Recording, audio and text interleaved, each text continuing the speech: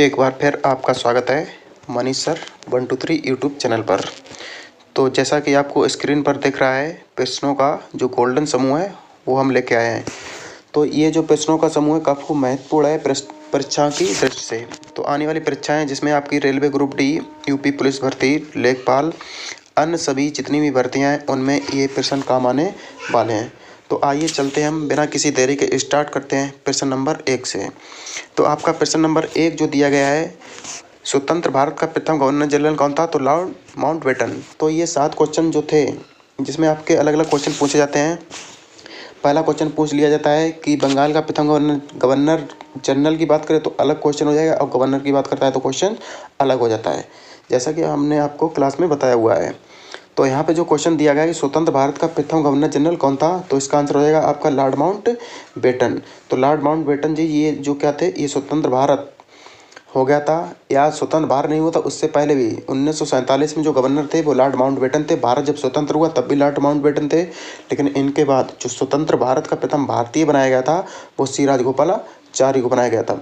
अगर यहाँ से क्वेश्चन बोल दे भारत का पहला गवर्नर जनरल कौन था, तो भारत का पहला गवर्नर जनरल 1833 एक्ट के तहत कब बनाया गया था? 1833 में, जिसके तहत क्या हुआ था, प्रथम विधि आयोग की स्थापना भी की गई थी और सती प्रथा का अंत भी किया गया था। तो इसका क्वेश्चन का जवाब क्या होगा? लॉर्ड विलियम बेंटिंक, जो भारत के पहले गवर्नर जनरल थे। अगर हम बात करें भारत के पहले वायसराय की तो लॉर्ड कैनिंग हो जाएंगे, जिसके समय में क्या हुआ था, 1857 की क्रांति हुई थी। चलिए अब हम बात करते हैं प्रश्न नंबर 2 की। तो प्रश्न नंबर दिया गया है विजय स्तंभ कहाँ पर स्थित है? तो विजय स्तंभ जो है आपका चित्तौड़ में स्थित है। इसके बाद यहाँ से 2 क्वेश्चन आते हैं। विजय स्तंभ से क्वेश्चन पूछ लिया गया। दूसरा क्वेश्चन आता है जो बुलंद दरवाजा है, बुलंद दरवाजा कहाँ स्थित है? तो फतेहपुर सीकरी में स्थित है। और बुलंद दरवाजा किसने बनवाया था? तो अकबर ने बनवाया था। किस लिए बनवाया था? गुजरात विजय के दौरान, गुजरात के दौरान जब विजय इसकी हो गई थी तो उसी दौरान इन्होंने बुलंद दरवाजा फतेहपुर सीकरी में बनवाया था। चलिए आइए अब हम बात करते हैं प्रश्न नंबर 3 की। तो प्रश्न नंबर आपका जैसा कि 3 दिया गया है, शिक्षक दिवस प्रतिवर्ष कब मनाया जाता है? तो शिक्षक दिवस जो प्रतिवर्ष है वो कब मनाया जाता है? 5 सितंबर को मनाया जाता है। तो आइए बात करते हैं नेक्स्ट क्वेश्चन की। विश्व पर्यावरण दिवस कब मनाया जाता है? तो विश्व पर्यावरण दिवस जो है 5 जून को मनाया जाता है, जैसा कि आपका क्वेश्चन में दिया गया है। इसके बाद हम बात करते हैं महाभारत के लेखक जो हैं उनका नाम क्या है? तो महाभारत के लेखक का नाम सभी को पता होगा, जिसका आंसर हो जाएगा वेद व्यास जी। आइए हम बात करते हैं क्वेश्चन नंबर नेक्स्ट की।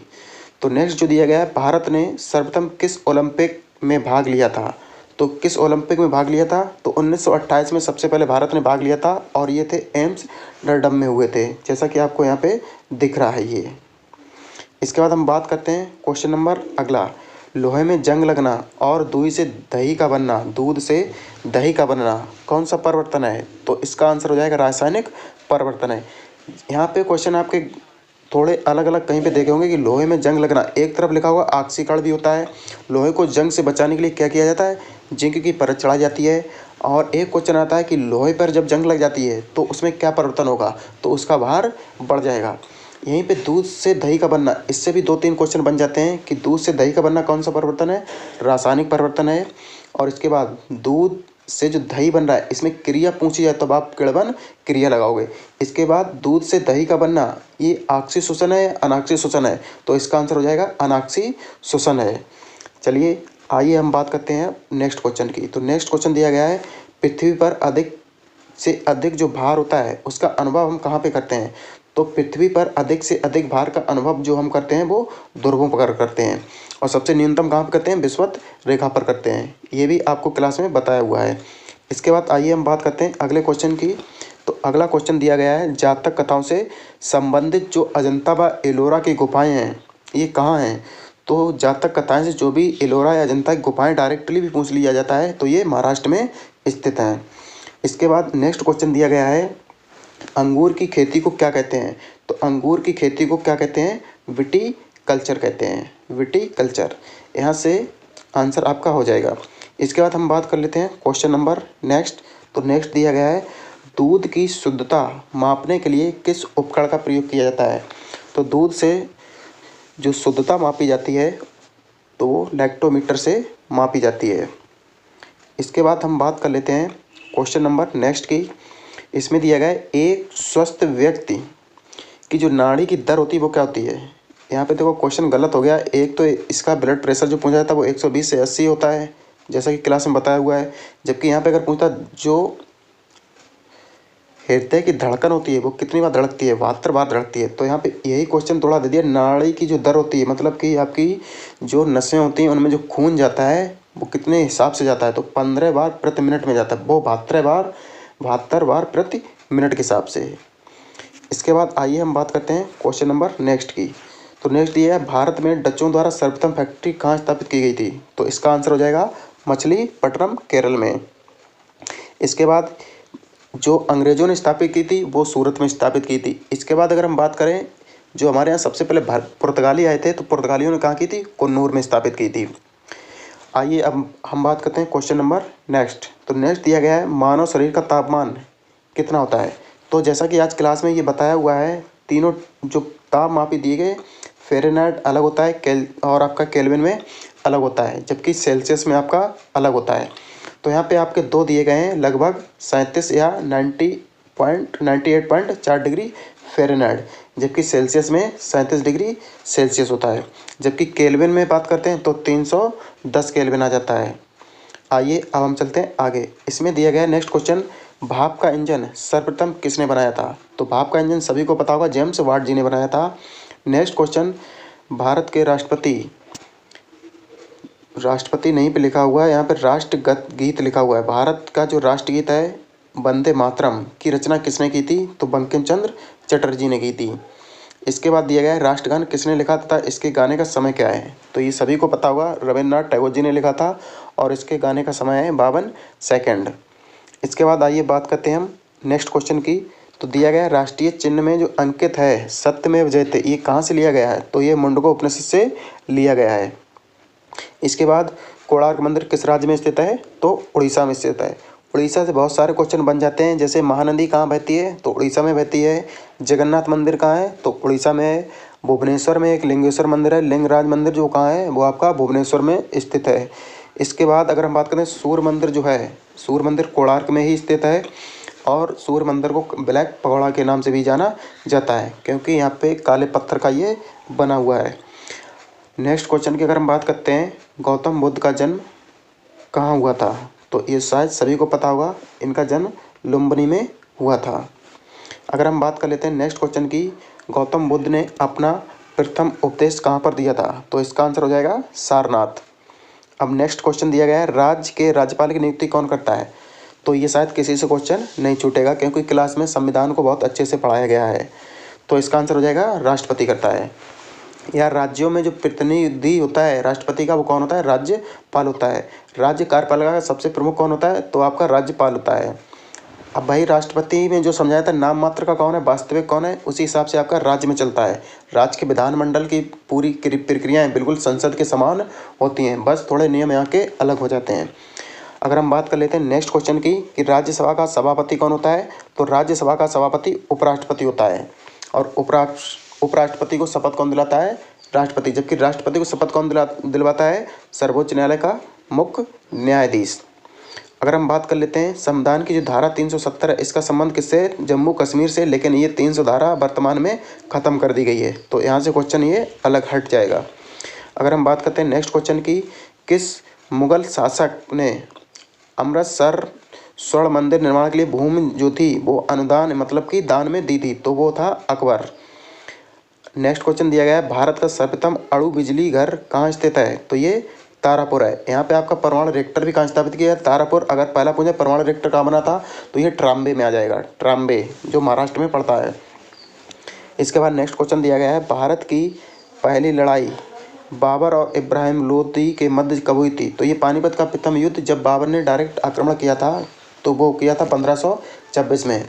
तो दिल्ली सल्तनत का ऐसा पहला शासक था इब्राहिम लोदी, जो मैदान में ही मारा गया था, और ये लोदी वंश से संबंधित था और अंतिम शासक भी था। इसके बाद यहाँ से आपका मुगल प्रशासन स्टार्ट हो जाता है, और मुगल प्रशासन की स्थापना किसने की थी, बाबर ने की थी। इसके बाद अगर हम बात करते हैं भारत छोड़ो आंदोलन कब प्रारंभ हुआ था, तो 8 अगस्त 1942 को। जबकि यहाँ पे 8 अगस्त को इसको अनुमति मिल गई थी, स्टार्ट हो गया था आपको 9 अगस्त को। और भारत छोड़ो आंदोलन को ही अगस्त क्रांति के नाम से भी जाना जाता है। और भारत छोड़ो आंदोलन के दौरान ही गांधी जी ने कह दिया था, करो या मरो का नारा दिया था, और ये 1942 में स्टार्ट हो गया था। इसके बाद पाकिस्तान का स्वतंत्रता दिवस कब मनाया जाता है? ये 14 अगस्त को, जबकि भारत का 15 अगस्त को। इसके बाद क्वेश्चन नंबर नेक्स्ट दिया गया है, कौन मुगल शासक सीढ़ियों से गिरकर मरा था? तो ये सभी को पता होगा, जैसा क्लास में बताया हुआ है, हुमायूं। हुमायूं पूरी ज़िंदगी भर लड़खड़ाता रहा और लड़खड़ाते ही इसकी मृत्यु हो गई। जो जूना खां के द्वारा बनाया गया था लकड़ी का महल, उन्हीं की सीढ़ियों में गिरने से इसकी मृत्यु हो गई थी। तो यहाँ पे लेन पूल ने इसके बारे में ये कथन स्टेटमेंट बोला था कि कौन सा ऐसा राजा था जो जीवन भर लड़खड़ाता रहा और लड़खड़ाते ही उसकी मृत्यु हो गई? तो आंसर हो जाएगा हुमायूं। और हुमायूं जो था ज्योतिषों पर विश्वास रखता था और सातों ही दिन 7 रंग के कपड़े पहनता था। तो वो सारे क्वेश्चन यहीं से आपके बनेंगे। अगर हम बात कर लेते हैं क्वेश्चन नंबर नेक्स्ट की, तो सबसे पुराना वेद कौन सा है? तो इसका आंसर हो जाएगा ऋग्वेद। इसके बाद नेक्स्ट क्वेश्चन, अमीर खुसरो जो है वो किसका दरबारी कवि था? तो ये अलाउद्दीन खिलजी का था। इसके बाद विश्व के कौन सा देश पूर्ण हिंदू राष्ट्र है? तो ये नेपाल है। और नेपाल का जो राष्ट्रीय पशु है वो क्या है? आपका गाय। इसके बाद कौन सा ग्रह है जो सूर्य के सबसे नज़दीक है? तो इसका हो जाएगा आंसर बुध। और बुध को क्या बोला जाता है इंग्लिश में? मरकरी। इसके बाद खेल के क्षेत्र में दिए जाने वाला अर्जुन पुरस्कार कब प्रारंभ हुआ था? तो ये सन 1961 में हुआ था। अगर पूछे दिए खेल का सर्वोच्च पुरस्कार कौन सा है? तो राजीव गांधी खेल रत्न है, जिसका नाम बदलकर वर्तमान में क्या कर दिया गया है? ध्यानचंद खेल रत्न पुरस्कार। और इसकी जो धनराशि पूछी जाती है वो कितनी आप लगाओगे? 25 लाख। इसके बाद अगर हम बात कर लेते हैं, दादा साहब फाल्के पुरस्कार किस क्षेत्र में दिया जाता है? तो ये सिनेमा के क्षेत्र में दिया जाता है। इसके बाद इटली की मुद्रा क्या है? तो इटली की मुद्रा आपकी लीरा है। इसके बाद नेक्स्ट पूछा गया है, सत्यार्थ प्रकाश के लेखक कौन है? तो स्वामी दयानंद जी। स्वामी दयानंद जी ने ये पुस्तक लिखी थी, सत्यार्थ प्रकाश। अगर हम बात करते हैं अर्थशास्त्र के लेखक कौन है? तो इसका आंसर हो जाएगा कौटिल्य। इसके बाद चरक संहिता किस क्षेत्र से संबंधित थी? तो ये चिकित्सा के क्षेत्र से संबंधित थी। नेक्स्ट क्वेश्चन दिया गया है, पौधों में जो हरा रंग होता है वो किस पिगमेंट के कारण होता है? तो इसका आंसर हो जाएगा क्लोरोफिल के कारण। इसके बाद नेक्स्ट दिया गया है, सूखा रोग जो है वो किस विटामिन की कमी से होता है? तो इसका आंसर हो जाएगा विटामिन डी। इसके बाद अगर हम बात करते हैं, रक्त में लाल कणों की कमी से कौन सा रोग हो जाता है? तो इसका आंसर हो जाएगा एनीमिया। नेक्स्ट क्वेश्चन दिया गया है, मनुष्य के शरीर में सबसे बड़ा आंतरिक अंग कौन सा है? तो यकृत। इसके बाद मनुष्य के रक्त में ऑक्सीजन को कौन पहुंचाता है? तो हीमोग्लोबिन। नेक्स्ट स्टेटमेंट दिया गया है, वेदों की ओर लौटो, ये किसने कहा था? तो आंसर हो जाएगा स्वामी दयानंद सरस्वती जी ने। इसके बाद मलेरिया किस मच्छर द्वारा होता है? तो मादा एनाफिलीज के द्वारा। तो मलेरिया के बारे में आज सारे क्वेश्चन क्लास में बताए गए थे। ये किससे दवा जो मिलती है इसकी मलेरिया की कहाँ से मिलती है? कुनैन से। कुनैन किस वजह से प्राप्त होता है? तो सिनकोना से। इसके बाद डेंगू जो होता है, डेंगू किससे? ये हो गया आपका मादा एनाफिलीज, वो हो जाएगा एडीज। इसके बाद नेक्स्ट दिया गया है, हंसाने वाली गैस कौन सी है? तो नाइट्रस ऑक्साइड, जिसको N2O बोलते हैं। कॉफ़ी किससे बनती है? तो ये बीज, ये जो कॉफ़ी होती है बीज होते हैं उनको ही उबाल कर बनाई जाती है। इसके बाद वातावरण में सबसे अधिक गैस जो है वो कौन सी है? तो सभी को पता होगा नाइट्रोजन है, जो 78% है। इसके बाद किस स्थान को क्रिकेट का काशी या मक्का कहा जाता है? तो लॉर्ड्स मैदान, जो कि इंग्लैंड में, उसको कहा जाता है। इसके बाद दिल्ली पुलिस दिवस कब मनाया जाता है? तो इसका आंसर हो जाएगा 16 फरवरी को। नेक्स्ट दिया गया है, दूरबीन का आविष्कार किसने किया था? तो गैलीलियो ने किया था। इसके बाद नेक्स्ट, संसार का सबसे ऊंचा पठार कौन सा है? तो पामीर का पठार तिब्बत में।